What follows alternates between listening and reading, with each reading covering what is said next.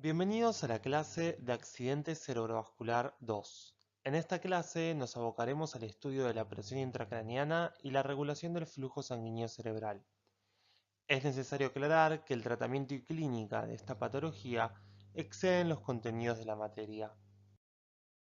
Los contenidos de la clase serán la teoría Monro-Kelly, la presión intracraneana, la relación entre presión intracraneana y flujo sanguíneo cerebral, y los mecanismos homeostáticos que se ponen en marcha ante cambios en estos.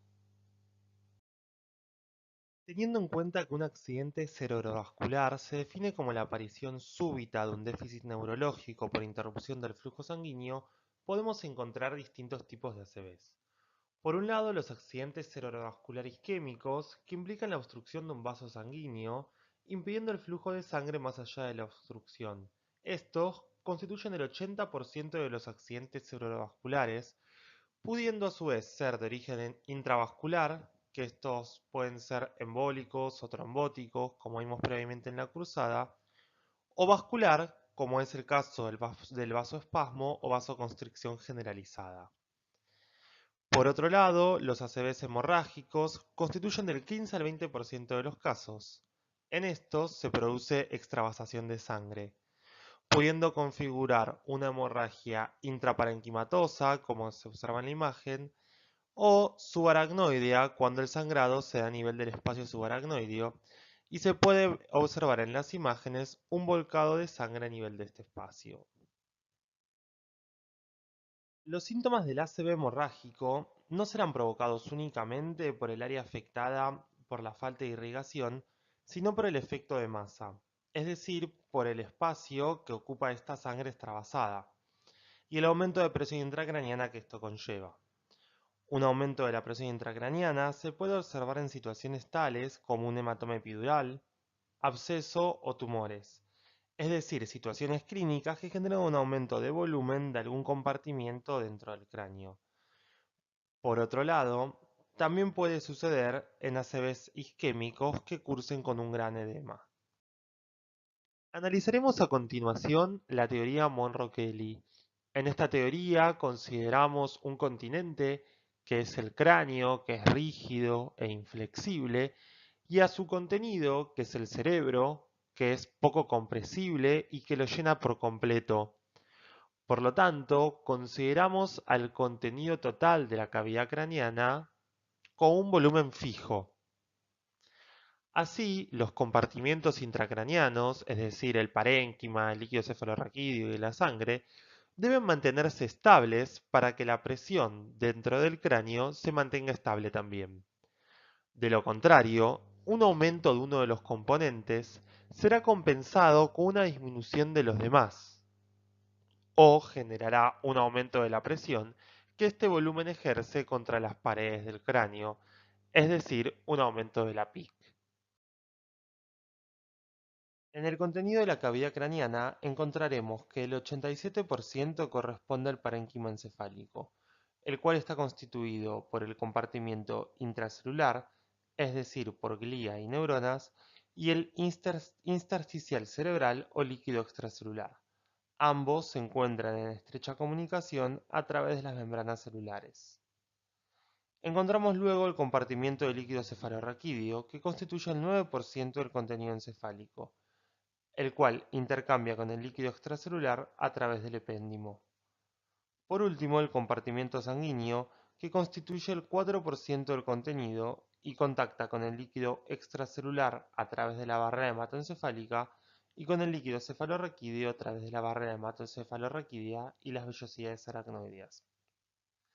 El equilibrio de estos compartimientos será fundamental para mantener la presión intracraneana estable, al mismo tiempo que la comprensión de los mecanismos de intercambio entre estos será necesario para comprender los mecanismos homeostáticos que el sistema pone en marcha. Analizaremos a continuación la dinámica de los fluidos intracraneales ante el aumento del volumen de alguno de los compartimientos. Vemos a continuación en amarillo el volumen cerebral, en rojo el volumen arterial, en violeta el volumen de sangre venosa y en celeste el volumen de líquido cefalorraquídeo. En el caso A vemos que todos los compartimientos se encuentran en equilibrio y que no hay aumento relativo de ninguno de estos. Podemos decir que el estado es normal y que la PIC es normal.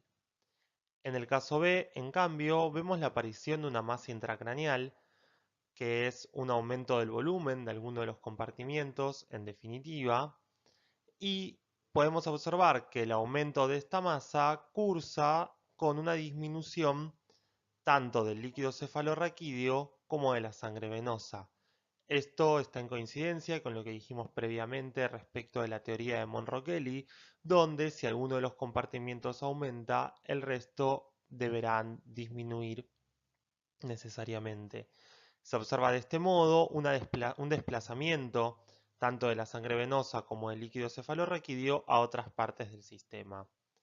Podemos decir que el estado de este paciente es compensado, que cursa con una masa intracraneal y que cursa con PIC normal debido a lo que dijimos previamente, que esta masa intracraneal, que es el aumento del volumen de algún compartimiento, en definitiva ha llevado a la disminución de alguno de los otros, por lo tanto la presión intracraneana no ha aumentado. En el caso C, por último, vemos que esta masa intracraneal es mucho más grande que en el caso anterior, que la disminución del volumen de sangre venosa y líquido cefalorraquídeo es mucho más acentuado, lo mismo que observamos a este nivel con la distribución de estos, y podemos decir que en este caso el estado es descompensado, que cursa con una masa intracraneal y que la PIC es elevada porque podemos suponer que los mecanismos compensatorios del sistema se han visto superados por este aumento de volumen significativo. La presión intracraneana es la presión medida dentro de la bóveda craneana y es el resultado de los efectos combinados de la presión atmosférica, de la presión hidrostática y de la presión de llenado. La presión atmosférica es el componente resultante del peso de la atmósfera que es transmitido al encéfalo. La presión hidrostática se encuentra en relación con el peso del contenido craneano que se encuentra bajo influencia de la gravedad. Y la presión de llenado es la resultante del volumen del contenido arterial en relación con el volumen del contenido craneano y la elastancia del sistema.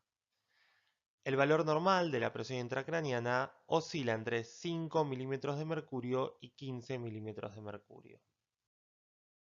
La presión intracraneana puede ser medida en el paciente de distintas formas en función del procedimiento clínico o quirúrgico que se le realice a este.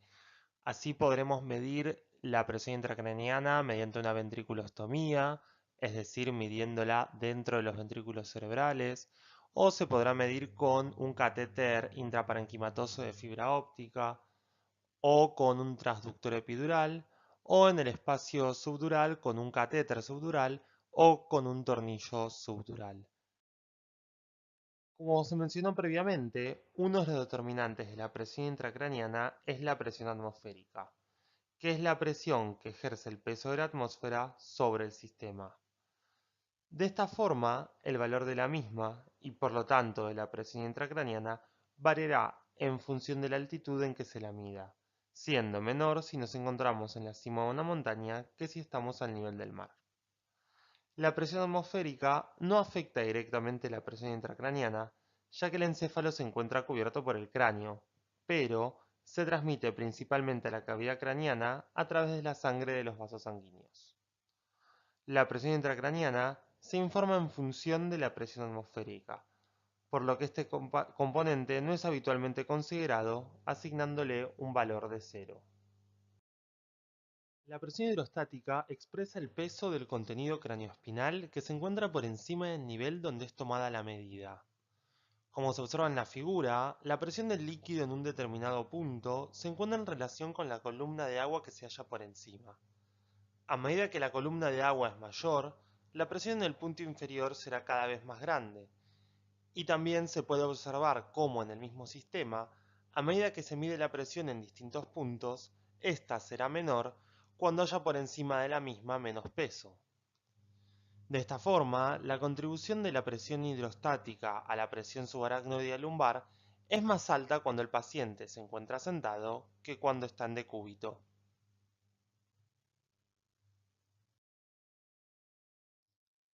La presión de llenado es el componente de la presión intracraneana determinado por el volumen del contenido craneano y la elasticidad total del sistema.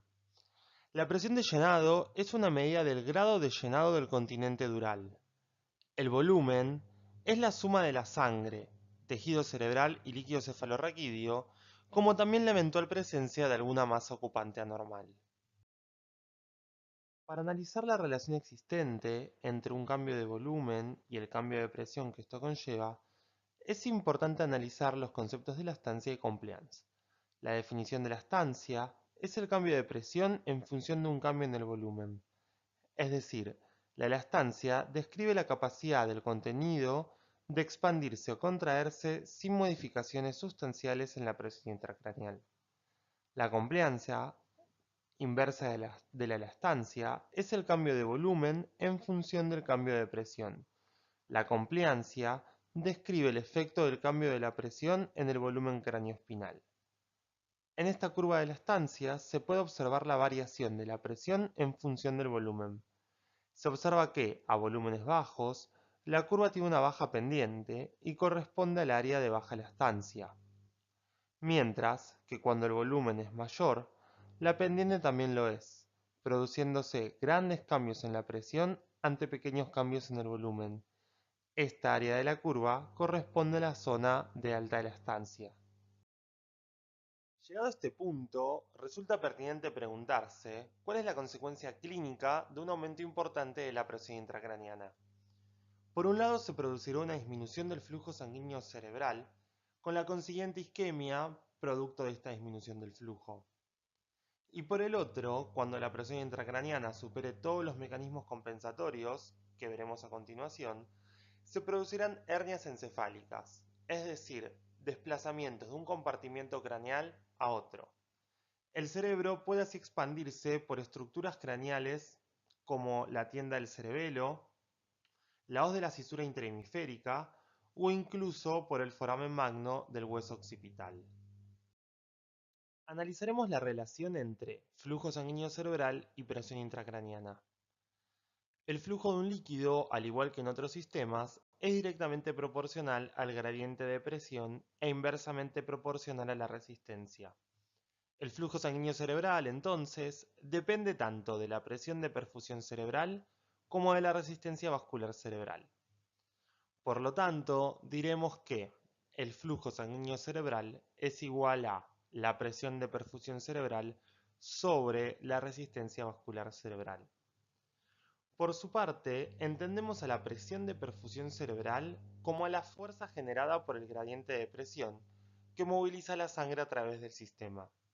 Así, la presión de perfusión cerebral será igual a la presión en el sistema aferente menos la presión en el sistema eferente. Como la presión en las arterias del espacio subaracnoideo que irrigan al cerebro es bastante similar a la presión arterial sistémica, podemos igualar la presión aferente a la presión arterial media. Y, además, como las venas subaracnoideas son muy complacientes, la presión intracraneal se transmite a la sangre venosa con facilidad, por lo que la presión venosa cerebral es entonces aproximadamente la misma que la presión intracraneal.